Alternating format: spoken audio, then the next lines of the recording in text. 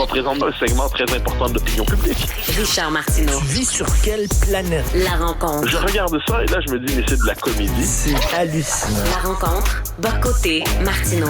Écoute, Mathieu, je lis beaucoup les journaux français. On parle beaucoup d'intimidation à l'école. Il y a énormément de textes dans le Figaro, entre autres, où tu écris. Tu veux nous parler de ça aujourd'hui? Ouais, en fait, par effet de contraste à ce qui vient de se passer chez nous, qui était assez bouleversant. Donc, la question de l'intimidation. En France, qu'est-ce qu'on a vu, c'est que de plus en plus, l'école était le contraire d'un sanctuaire ou d'un havre pour les enfants.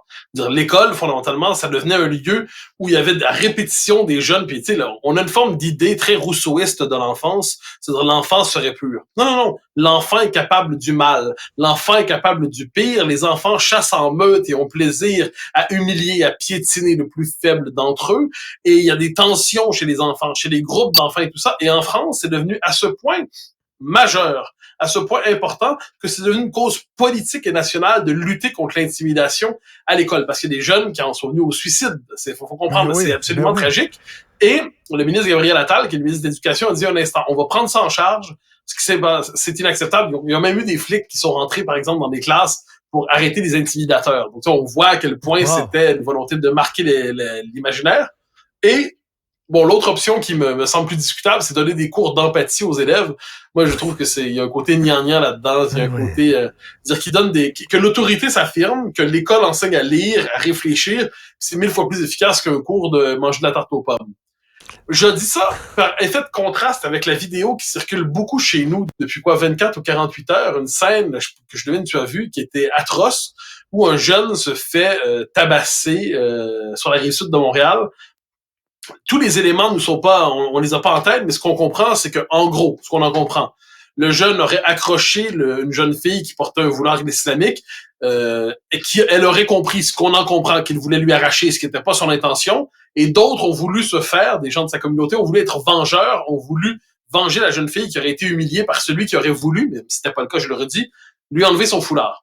Et on a vu la scène où le jeune est mis à genoux je sais pas dans la cour d'école, c'est pas loin, c'est filmé, je précise. Aujourd'hui, les gens sont fiers de mettre en scène une violence, et on le frappe, puis on le frappe violemment, puis on dit prie. C'est un crime, c'est un geste haineux. Il faut juste nommer les choses telles qu'elles sont. Quand des gens s'en prennent à une autre communauté en lui disant prie, autrement dit, soumets-toi à notre religion dans les circonstances, si on avait vu un tel geste, imaginons 4 membres d'une communauté culturelle X, Y ou Z, et, 4 blancs, entre guillemets, qui s'en prendraient à un membre d'une communauté culturelle X, Y ou Z. Tout le monde aurait crié au crime haineux, avec raison. Dire 4 blancs, 4, appelle ça des couleurs que tu veux, qui tabassent un autre, ça aurait fait scandale. Or, ce qu'on voit en ce moment, c'est que c'est plutôt l'inverse. C'est-à-dire, c'est 4 gens d'une communauté, entre guillemets, et puis c'est le tabassé, c'est le blanc, entre guillemets. J'utilise des guillemets pour tous ces termes-là, évidemment. Et là, quand on le mentionne sur les réseaux, puis on mentionne le réseau, sur Twitter notamment, quand on mentionne la dimension haineuse d'un tel geste, eh bien, on est accusé d'islamophobie. On est accusé d'encourager la haine à l'endroit des minorités. On se fait répondre, il y a un type dont le nom m'échappe qui dit des querelles dans les cours d'école, il y en a eu depuis des siècles. Il y a une différence entre des querelles dans une cour d'école, puis une bande qui décide de se rassembler pour taper sur un gars en lui disant prie pour l'humilier religieusement. Or, il y a une telle peur de faire le jeu de la haine, comme on dit, qu'on en vient à banaliser et à normaliser un tel geste, alors que, quoi qu'on en dise, il y a une dimension nouvelle là-dedans. Ce sont des tensions intercommunautaires religieuses qui s'expriment à travers ça et on n'ose pas le mentionner. Or, on a vu ce qui s'est passé en France. Le prix du silence pendant des années, c'est que les situations difficiles se sont aggravées. Je pense pas qu'au Québec, on a intérêt à faire semblant qu'il s'est rien passé, de peur de faire le jeu de la haine comme on l'entend. Il y a un type, j'oublie toujours son nom, c'est vraiment pas le plus malin de la bande, c'est un dénommé Derry, qui traîne sur Twitter et qui a dit c'est scandaleux de parce que moi, j'ai fait un tweet en disant mais ça se passe au Québec aujourd'hui. On vient de franchir un cap et là il voyait une forme de propos à potentiel haineux là-dedans, ce que j'en comprends. Et là, si on n'est pas capable de nommer la réalité qu'on a devant soi de peur d'avoir l'air méchant, eh bien cette réalité va s'amplifier, me semble-t-il. Une des réalités, c'est qu'en France, c'est rendu dans certains quartiers et dans certaines écoles, si tu es blanc, tu te fais traiter de face de craie, tu te fais traiter de jambon beurre, tu te fais traiter de... Et c'est rendu là. Est-ce que ce qui s'est passé, c'est une anecdote, on le sait pas, ou c'est le début d'un mouvement, puis on va se rendre comme certains quartiers en France? On sait pas. Ben voilà. Moi, c'est ce qui m'inquiète. J'espère de tout mon cœur qu'il s'agit d'une anecdote, d'une histoire. Ça arrive, là, des choses tragiques. Mais il ne nous est pas permis d'écarter l'hypothèse sociologique, disons ça comme ça. Des tensions interculturelles, il y en a partout dans le monde occidental aujourd'hui. C'est comme ça. Je dis pas que c'est bien, c'est comme ça. Et par quelle étrange raison le Québec serait absolument épargné de tout cela? Et tu as tout à fait raison de dire, en France, il y a des endroits, d'ailleurs, un des endroits où c'est le plus marqué, c'est à Sarcelles. Sarcelles, c'est une ville où il y avait une importante communauté juive. Et cette communauté a fui Sarcelles parce qu'elle ne se sentait plus chez elle dans cette communauté, où elle sentait une intimidation permanente.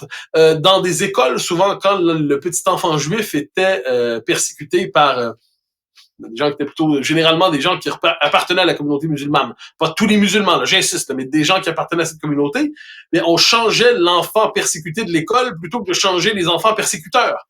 Donc, celui qui payait le prix, c'était la victime. C'est quand même particulier. Donc, je dis pas un instant qu'on se comprenne que le Québec est rendu là. Je dis simplement que banaliser, comme le font nos multiculturels sont tellement effrayés à l'idée que leur modèle fonctionne pas, là, banaliser ce qui s'est passé, puis nous dire que, pire encore, noter ce qui s'est passé, c'est scandaleux, mais c'est la meilleure manière pour créer une situation qui va s'aggraver. Et je suis fasciné de voir la capacité à produire le silence médiatique d'une partie importante de nos élites qui ne veulent pas voir ce qui se passe. Puis j'insiste, en France, on a vu ce qui s'est passé, ils en ont payé le prix. Et moi, je suis flabbergasté de voir l'entêtement des woke à dire ce ne sont que des anecdotes, tout le temps. Un professeur a perdu sa job à cause de c'est une anecdote. Ça prend combien d'anecdotes à un moment donné pour dire il y a une tendance de fond? C'est toujours des anecdotes. Dans un livre que je termine, pardonne-moi, c'est ce que j'appelle la théorie du fait divers. Donc, pendant longtemps, il y a eu 3 étapes. La première étape, c'est de dire non, il n'y a pas d'insécurité, il n'y a qu'un sentiment d'insécurité. Les gens seraient fous, ça devient des malades imaginaires. La deuxième étape, c'était de reconnaître l'insécurité, mais de nier tout lien avec des tensions interculturelles, parce que ça serait faire le jeu de l'extrême droite, comme ils disent. Donc, il fallait, OK, il y a de l'insécurité, mais ça n'a aucune dimension avec des tensions interculturelles. La troisième étape, là où on est rendu aujourd'hui, c'est de dire oui, il y a de l'insécurité, c'est souvent causé par ces tensions, mais ce sont des faits divers. Et là, c'est la théorie du fait divers. Et quelle est la fonction du fait divers médiatique? C'est qu'on le mentionne tout en expliquant qu'il veut rien dire. On le mentionne pour dire qu'il ne doit pas transformer la lecture de l'actualité. Donc, le propre du fait divers, qu'est-ce que c'est? C'est de dire, on va te le raconter, ça peut t'émouvoir, mais ça ne veut rien dire sociologiquement. Parce qu'on ne peut plus passer sous silence, parce qu'on ne peut plus dire que ça n'arrive pas, parce qu'on ne peut plus dire que c'est simplement un sentiment. OK, on va le mentionner, mais on va le mentionner à condition de dire que ça veut rien dire. Et ça, la théorie du fait divers, comme je me permets d'en parler parce que j'en parle amplement dans le bouquin qui vient, c'est absolument fascinant. Quelquefois, c'est tragique. Il y a un événement en Italie, moi, qui m'a marqué, mais ça, c'est d'une autre nature de ce qui s'est passé chez nous. C'était en 2022. Il y a une dame qui, de mémoire, était une Ukrainienne de 60 quelques années. Je me trompe peut-être à quelques années pour les âges, qui a été agressée et violée par un migrant africain de mémoire dans la rue. Et puis ça a été filmé. Et Giorgia Meloni, qui était en campagne électorale, a diffusé la vidéo.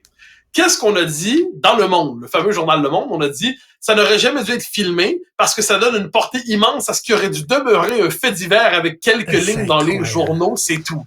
Donc, c'est une volonté de concept de fait divers. Et là, pour te dire, ne réfléchis pas à ce qui arrive, c'est simplement un événement qui n'a pas de signification. Donc moi, je me passionne pour le traitement de l'actualité, les concepts utilisés pour la nommer. Et de ce Oups, on l'a perdu, mais le livre de Mathieu va sortir en novembre. C'est le totalitarisme sans le goulag. On lui en reparlera prochainement.